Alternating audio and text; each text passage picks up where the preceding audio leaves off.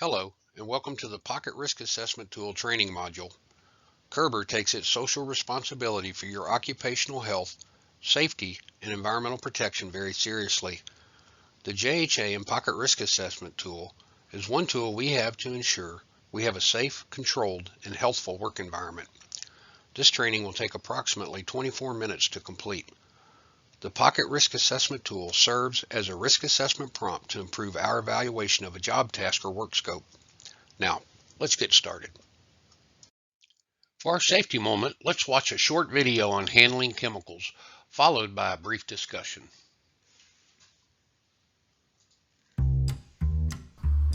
All chemical products must be stored and labeled in accordance with the instructions on the safety sheet. Chemical containers must be stored with closed lids when they are not being used. Always read the material safety data sheet and the text on the packaging carefully when you're about to use a product with which you are not completely familiar with the risks. Use personal protection equipment where necessary. Workplaces must be cleaned regularly. Use spill containment kits in case of any chemical spill.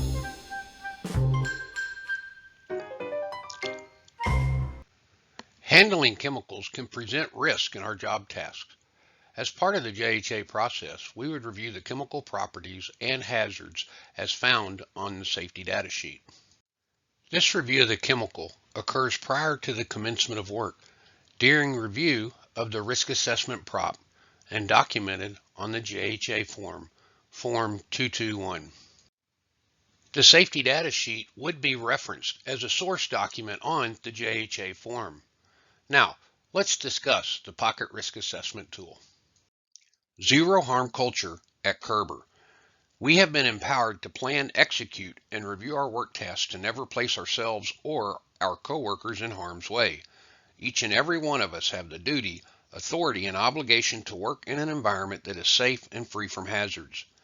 Your participation in planning to do your work or job task is essential in us recognizing our shared vision of zero harm while being the industry leader exceeding our business partners' expectations. One side of the Pocket Risk Assessment Tool consists of the Risk Assessment Matrix, or RAM, and the other, the Risk Assessment Prompt, or RAPT. We will cover how to use the Pocket Risk Assessment Tool to enhance our job site planning, development, and review of our JHAs. The Pocket Risk Assessment Tool and JHAs are intended to focus us and our teams on the task at hand.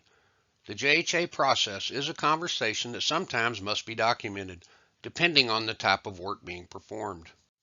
At Kerber, we break work down into routine and non-routine. Routine work documented JHA validity is for 90 days as long as all job participants review and sign the JHA prior to commencement of work. Non-routine work, such as lotto or fall protection or any work covered by the Kerber life-saving rules, requires a daily JHA across the Kerber organization. We manage risk or hazards that are or may be present in our job task or work scopes by assessing actual or potential risk present in the job task, work scope, and our working environment. Our life-saving rules have been developed to keep us safe while executing high-risk activities. The life-saving rules are about environmental protection, health, and safety, not discipline. The life-saving rules establish a consistent approach in the prevention of serious injuries and is in keeping with our core values of integrity, safety, respect, and environmental protection, along with our collaborative goal of a sustainable zero-harm culture. Additional information and requirements for work related to our life-saving rules can be found in relevant sections of the EHS manual. Any job task falling under the life-saving rules are considered non-routine and require the use of a daily JHA form, Form F221, and associated supported documentation prior to commencement of work. The primary method of managing risk in our job task or work scopes are to assess each job task or work scope for hazards and their controls prior to the commencement of work through our job hazard analysis process. All work participants are required to attend or review a JHA prior to the commencement of work. Additionally, DFW campus have performed a hazard identification and assessment of risk and opportunities that identify generic hazards associated with expected operational activities. As we perform work, we must continually evaluate the work for the control of hazards and/or working environment. Our barriers, controls, mitigations that protect us, the target, from risk or hazards are supervisor, first line of defense, evaluate the job task and assign trained and competent personnel, provide right tools for the job. Pocket risk assessment tool. The team evaluates the job task, job or human factors, risk, and their controls. Job hazard analysis. Team conversation which results in an agreed upon work plan. Team performance. Stick to the JHA. Continually monitor the job task, working environment, and exercise stop work authority if any actual or potential deviation occurs. Stop work authority. Last line of defense. Is the final barrier to maintain control of work and prevent the release of a hazard or hazards into our working environment. All other barriers, controls, mitigations have partially or completely failed. Exercise stop work authority, reassess the job, and resume work once made safe to do so. Kerber has empowered each of us to exercise stop work authority to suspend a work task when the control of environmental, health, and safety risk is not clearly understood, established, or controlled. Remember, you don't have to prove a job task unsafe to stop it, but you do need to prove a job task is safe to commence work. One side of the Pocket Risk Assessment tool is the Risk Assessment Matrix. The Risk Assessment Matrix functions to assist you and your team that is about to perform a work task to evaluate risk. When we evaluate risk, we review the specific hazards associated with the work task or job step and look at the risk before we put barriers, controls, or mitigations in place. This is called initial risk. Initial risk is existing risk present without controls in place. After we identify a hazard, rank or determine the initial risk, we identify effective barriers, controls, or mitigations to prevent us or our team from being exposed to the hazard. After we evaluate the control for effectiveness, we use the risk assessment matrix to determine or rank the remaining risk, known as residual risk. Remember, in order for the hazard to be controlled with our identified barrier, control, or mitigation, it must be fully implemented and followed to be effective. If not, the residual risk ranking reverts back to the initial risk ranking. What is risk ranking? Represents risk present in the job step or work task. Ranks how hazardous a job step or work task is. Risk is a combination of consequence and probability. Let's talk a bit about consequences and probability, and then how to determine what level of risk or risk ranking we have for a specific hazard associated with the job step or work task. Consequence is the probability of harm to personnel, damage to the equipment or the environment, process safety, or damage to reputation that may occur associated with that specific or individual hazard. Remember, we lessen or eliminate the threat of a hazard poses to the successful completion of a job step or work task by fully implementing the barriers, controls, or mitigations. One significant aspect of evaluating consequences is underestimating the potential consequences if a barrier, control, or mitigation fails, is defeated or not fully implemented, or a hazard not previously recognized arises while performing the job or work task. In this instance, when a new hazard arises or a barrier, control, or mitigation is not sufficient, fully implemented, or defeated, exercise stop work authority, reassess the job or work task, and resume once safe to do so. Now, let's talk a bit about probability. How often has the undesired event occurred? Never happened in the industry, has happened in the industry, has never happened at Kerber, has happened within 1 year at Kerber, has happened with 1 year at this site with Kerber. Barrier health, number of personnel exposed. What does all this mean? If we are working with electricity and the potential is being shocked or contacted by electricity, then we would evaluate probability and understand that we have had someone contacted by electricity in 2020 and in 2021 at Kerber. So we would be in column D. Or we are manually handling equipment and need to evaluate probability. Knowing that we have had several harm to personnel events at Kerber, I am working at a site that has had an incident with harm to personnel regarding a lifting or manual handling event. Then we would be in column E. To determine consequence, we would evaluate people. Remember, to accurately evaluate the potential for harm to personnel or the worst that could happen while working with electricity. Let's say we are going to perform lotto and then verify that the equipment system or subsystem is not energized or the existence of stored energy is dissipated by trying to function the equipment.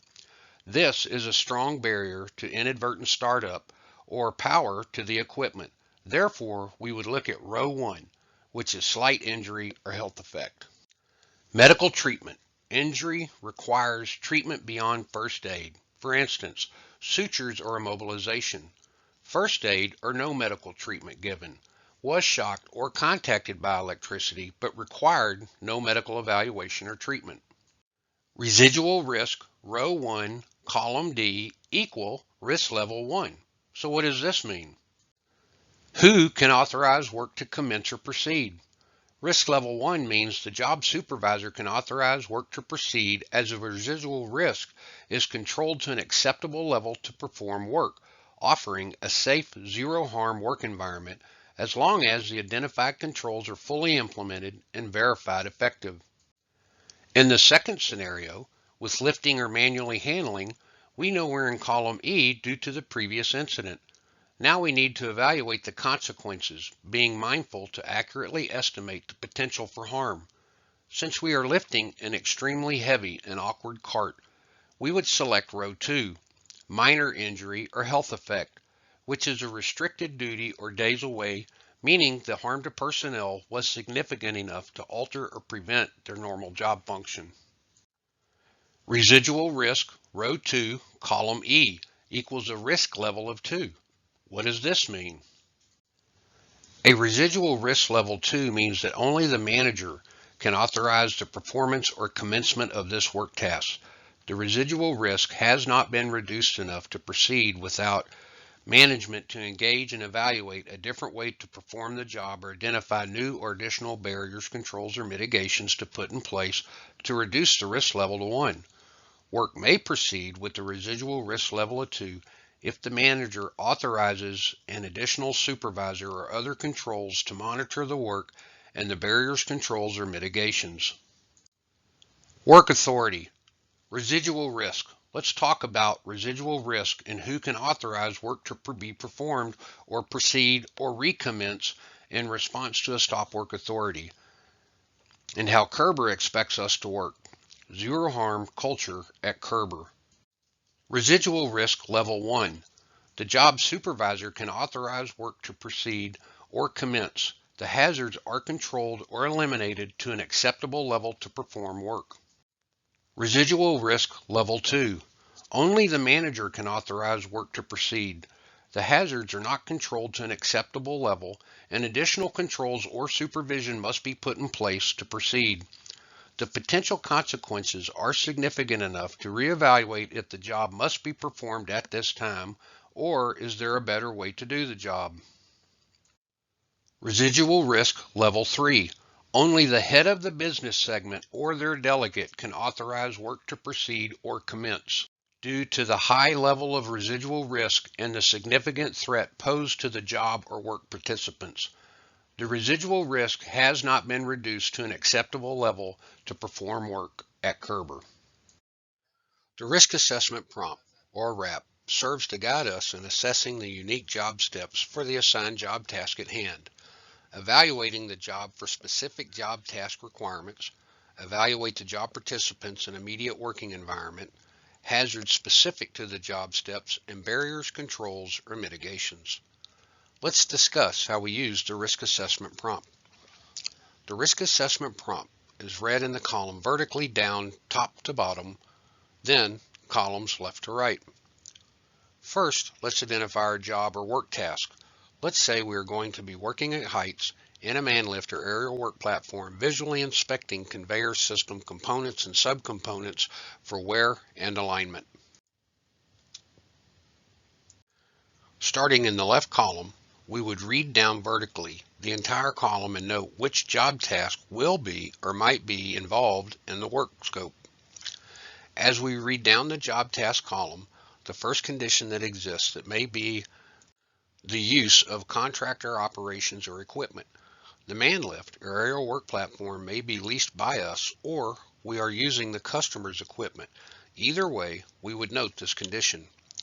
The next condition that exists for this job is forklift aerial work platform. Next, we need to consider fuel transfer for the equipment. Once we have evaluated the machine, this may not be necessary.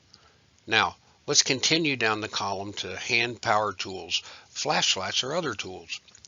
We should consider simultaneous operations, our personnel working around or below us. And lastly, definitely, working at heights, fall protection. Now that we have identified the specific job conditions or steps under the job task column, let's move over to the next column, job factors. Job factors assist us in evaluating our immediate surroundings, personnel, processes, and equipment. Any deficiency or concern from the job factors column need to be addressed prior to performing work. The findings in job factors should be considered a hazard or risk to the successful completion of the job and should be evaluated and barriers, controls, or mitigations put in place depending on the finding. Now, let's move to the column hazards. What can hurt you? The steps we noted from the job task column and the findings from the job factor column should be considered in the hazards column. We would evaluate the hazard classes to prompt our discussion with what hazards could be present, potential hazards, or are present, actual hazards, on the job site and within the job task or work scope. Remember, we are working in a man lift or aerial work platform inspecting equipment. Gravity is definitely present in this job task. We will be working at height and may have tools that could be dropped if we don't tie them off. For this job, we are only visually inspecting the equipment, so hazardous energy or the control of hazardous energy is not applicable. Mechanical hazards do exist, as equipment may be rotating and moving as we perform our visual inspection. Motion is another hazard present. While conducting this job task, we are in motion in the man lift. Is the floor smooth and unimpeded for the movement? We may have awkward body position while inspecting the equipment. Noise and vibration may be a hazard. We need to evaluate and assess. We will need to consider temperature of the environment and even temperature of the equipment and evaluate for excessive heat or cold. So far, we have identified specific job task steps, job factors, and hazardous conditions that exist or may exist while performing our assigned job task.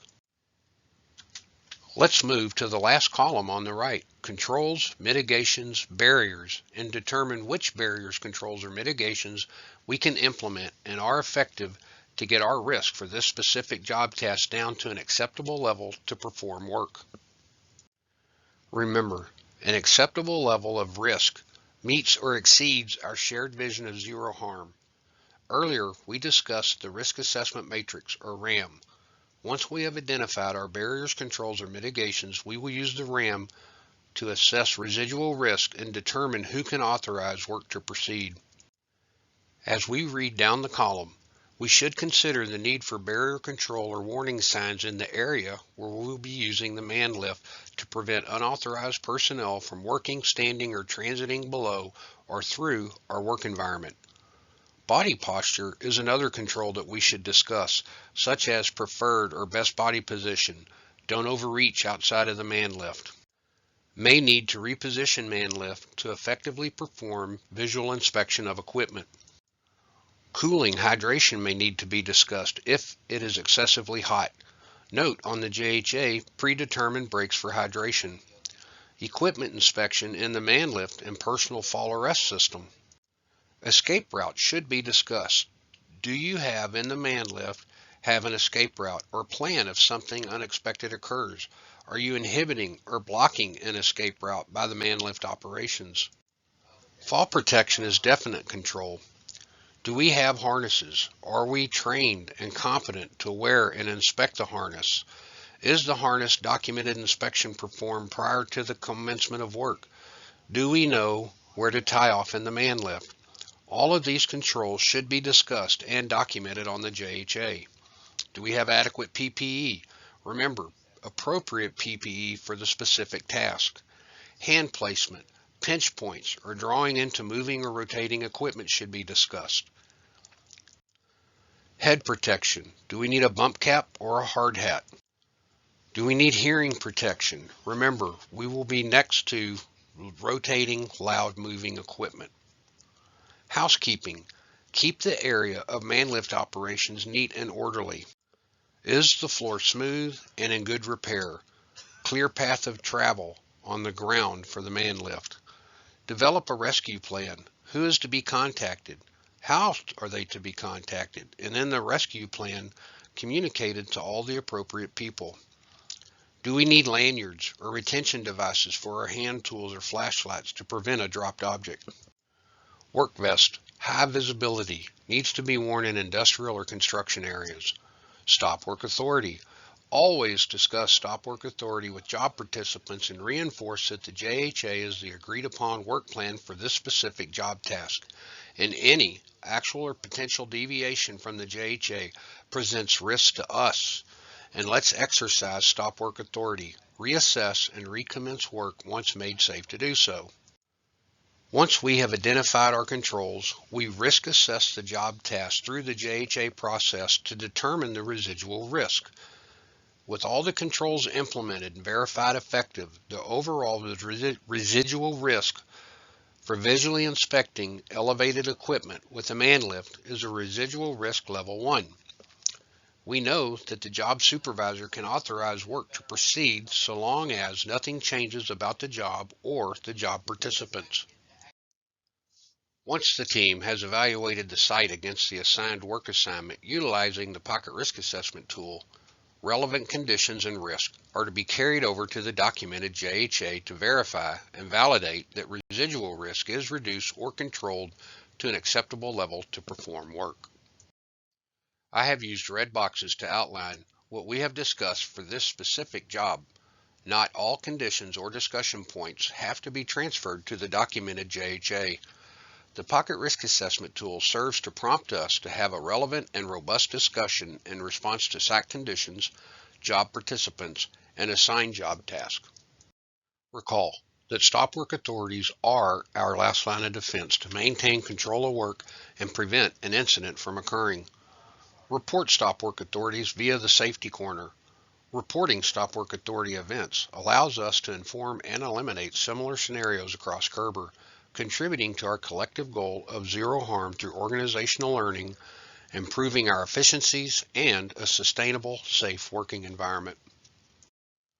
Every person at Kerber is empowered and responsible for working safely. Remember, zero harm starts with each of us and our commitment to ourselves, coworkers, organization, business partners, and most importantly, our families. If you have any questions regarding the expectations or use of the Pocket Risk Assessment tool, managing risk in the workplace, or any aspect of the EHS program, ask your supervisor or contact your EHS team.